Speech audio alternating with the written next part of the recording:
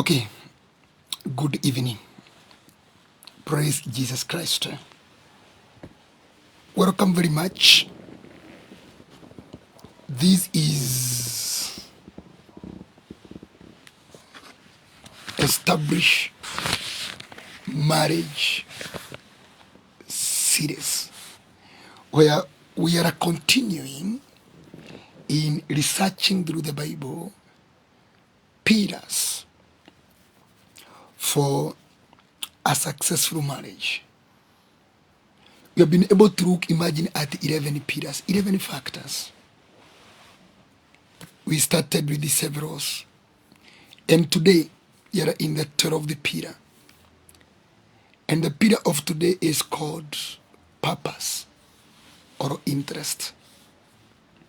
One of the things that makes a marriage excel is the purpose for that marriage or purpose of that marriage.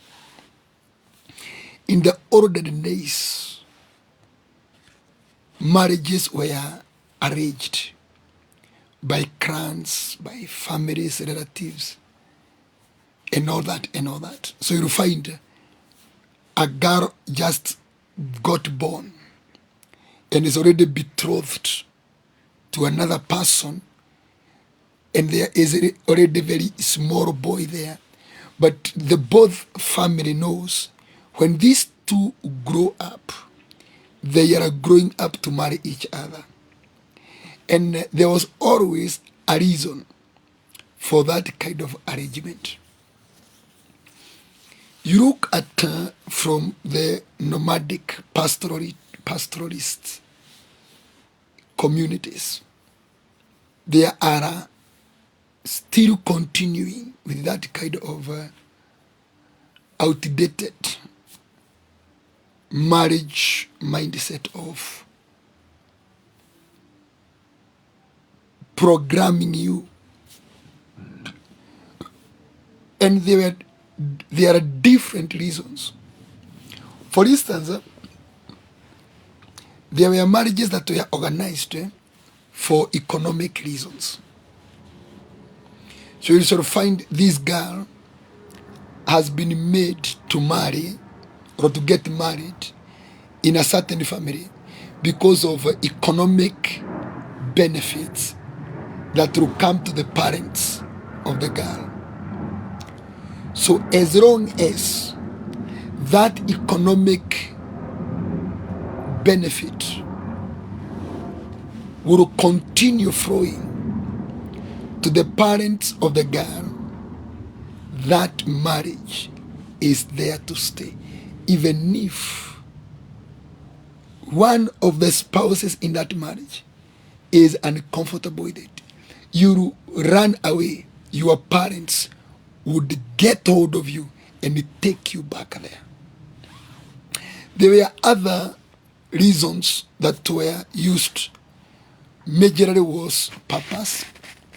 The other one was society standard. Society standards. You notice a girl could be forced to marry a certain family because of their class. To try, through this girl who is getting married there, to try to lift up her family to a certain social class. What do you think were other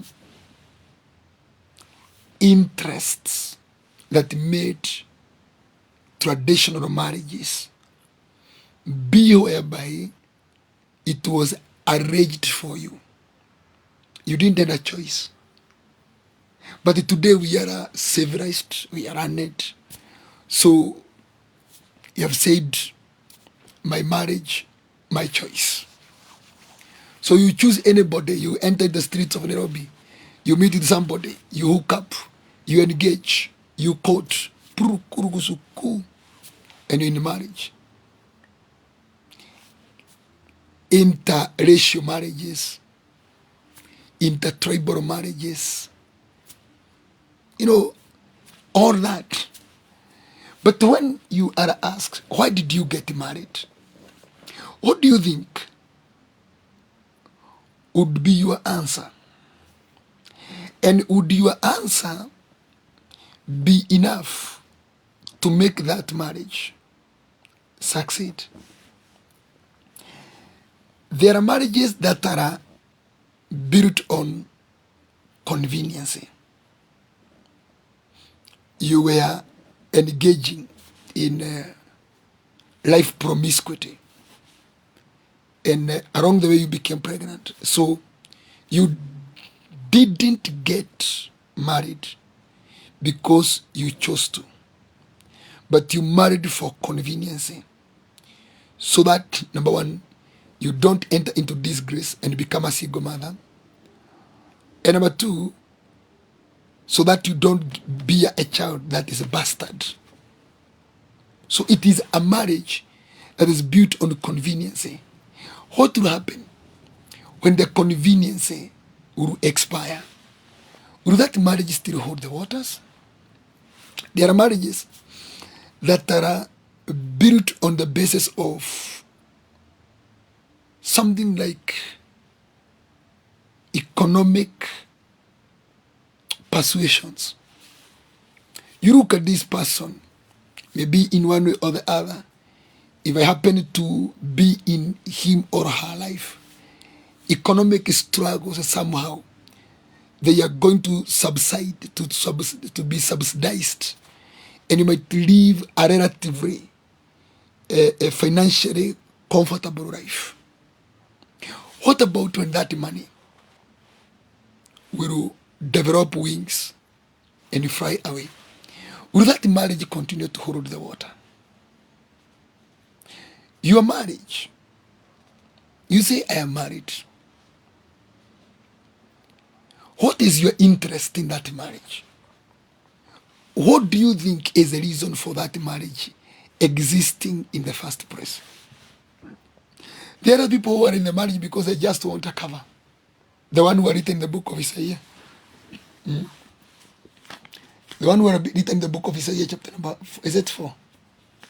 The man of God says, there will come a time when the 7 women will attach themselves to a single man. And they shall say, we do not want anything from you. And this is Isaiah 4 verse 1. But we just only to be called by your name to take away our disgrace.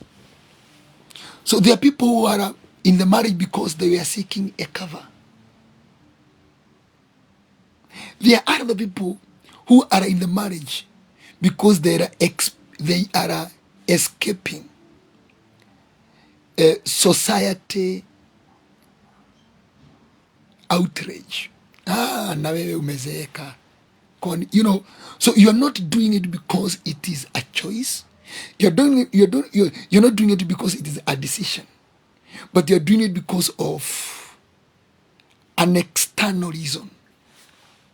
But a marriage that holds water and carries the day is a marriage that has been instituted on a purpose. Interest. Can you just read for us 1 Kings 3 verse 1? Just read for us 1 Kings 3 1. You see, there were marriages that were built on interest, what you're calling purpose. Because one may ask you, just convince me,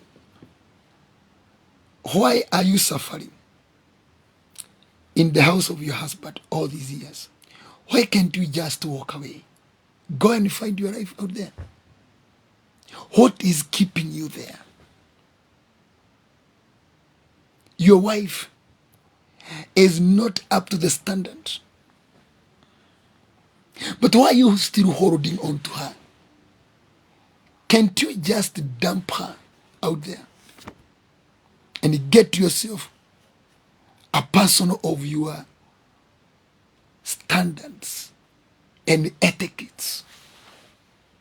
there is something beyond the natural. And one of the things that puts a marriage on the line of success, that marriage is going eventually to triumph, is if that marriage is built on a purpose, on a goal. If the interest is aligning, and this, what we call a purpose, is what makes many people in marriage say, we are not compatible. Have you ever heard that language? People say, me and him, me and her, we are not aligning. We are not compatible. So therefore, I felt I cannot continue in that relationship because it is neither here nor there, or because you are not compatible. Do you know why you're not compatible? It's because your interests are not aligning. So there is no way you are meeting at a common point. So you are always in parallel. This one is pursuing this, and this one is pursuing this, and each is demanding his or hers to be prioritized. Such a marriage will experience a lot of chaos. 1 Kings 3 verse 1. Solomon made an alliance with Pharaoh, king of Egypt, and married his daughter. He brought her to the city of David until he finished building his palace and the temple of the Lord and the wall around Jerusalem. Did you hear?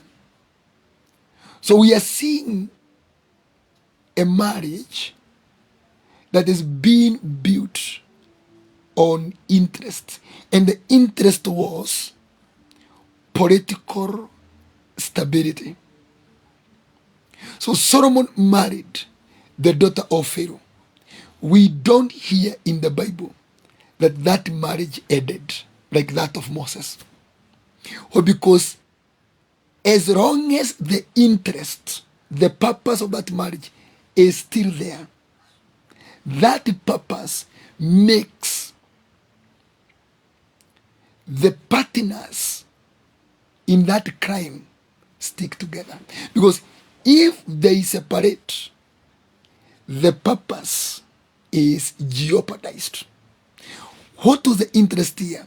Political stability, so that there is no military altercation between Israel and Egypt. So there is border dignity. So that is that political stability. That is the purpose of that marriage. As long as Solomon and Pharaoh's daughter, you are a husband and a wife, there can never be any military aggression from either of the two nations. So that marriage is there to make sure at the border point there is no breach of protocols that would lead the two nations into war. So if that purpose would get revoked, then the marriage stops existing, because the reason of its formation has been removed from the picture. Can you look at 1 Kings 16, that one? 1 Kings 16 and that one. We are told that he not only considered it trivial to commit the sins of Jeroboam son of Nebat, but he also married Jezebel, daughter of Edhibar, king of the Sidonians. Get that? So Ahab married Jezebel. Jezebel was a princess. She was a daughter of a queen. She was a daughter of a king called Edibar of Sidon, where Elijah went to live in the house of the Zarephath. This is a point. Despite the challenges Ahab went through, God condemning Ahab, even through the famine, even through the condemnation of Naboth's murder, even in the battle with Ben-Hadad twice, even when Elijah killed 850 prophets of Baal and Asherah, did the marriage of Ahab and Jezebel break? What was holding that marriage? And the marriage was bad. The marriage was not correct. Even God was against that marriage of Ahab and this demon called Jezebel. Why? What was the major reason why that marriage? Imagine they stayed together until they died, until death do part us. Ahab died, and then the wife stayed there until her firstborn became a king, and then he died, and then her secondborn became a king. She said she waited until Jehu became the king and murdered her. So the marriage triumphed despite what they went through. Two of them, they didn't went through war with God. They were fighting God himself directly. But imagine they were inseparable. Why? They were together for a purpose. The purpose was agreements, which today we call MOUs. Agreement of Samaria and Sidon, that they are not going to engage into war. There will be free trade. It will be a free trade area. There will be exchange of services, military knowledge sharing. All those, as long as the purpose is there. Ahab and Jezebel, you cannot separate. Because the moment you separate, the purpose is dead. And then they enter into war. So, if your marriage lost the purpose, that is why today you and your wife, you and your husband cannot agree, even on minor things. And this is what I want to do. Remember, the Bible says, two are better than one. Paul and Silas were praying and singing hymns. The Lord came. Peter and John were going through beautiful gate. The cliff walk. Jonathan and his armor bearer, they climbed the cliff. They get a thunderous victory against Philistines. Throughout the Bible, it has been proven by the Bible, but the agreement of two can do the unthinkables. Two. So a husband and wife coming together, and they are able to develop a common purpose, a common purpose, a common interest. Believe me or not, it will be very difficult for that couple to fail. But if the wife is pursuing a different thing, and the husband is pursuing a different thing, then you don't benefit from the verse that it says, one will chase 1,000, two will chase 10,000. So you don't benefit from that grace, because the wife is on this side chasing 1,000. The husband is on this side chasing his own 1,000. But if you would combine your interests together, the Lord says you would chase 10,000. But individually, each of you will chase 1,000. So at the end of the day, you would have chased only 2,000. But if you chose to work together, you would have chased 10,000. You can see that that ratio is not adding up because it is of supernatural dimension. And that's why Amos 3:3 says, can the two work together unless they are in agreement? And that's why you realize many of the marriages, they start very well, but their ending is actually a security crisis. Most of the marriages, they started very well, but how they end, others end in court for divorces, others end in jail because they harmed one another. Others end up in infidelity because you're just looking for something that they can make you to separate. So you can go and do an infidelity that you know is going to be discovered, so that it can be an excuse of ending that marriage. When the purpose is not there, that marriage is on the pathway of failure. Let me give you another example.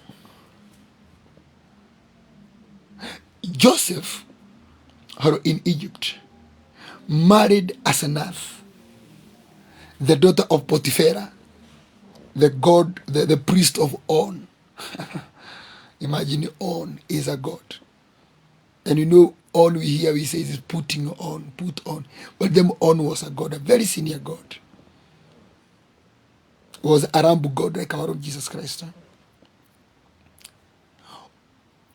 Why did the Pharaoh give Joseph Asenath as a wife? Is so that Joseph can be called Zaphenath-Paneah and now remain in Egyptian system of governance. Because if he is around to marry of his own choice, he would go to Canaan and get a Hebrew there. But the reason why he's being given Asenath is that Asenath is the Egyptian deposit in life of Joseph that he is now a leader in Egypt according to Egyptian systems. So you are given a wife of your own, Asenath. And through that, they got Manasseh and Ephraim. And you know Manasseh and Ephraim are the one who led the people of Israel later into apostasy, idolatry, and eventually to exile. Those who were taken to Assyria. The northern kingdom.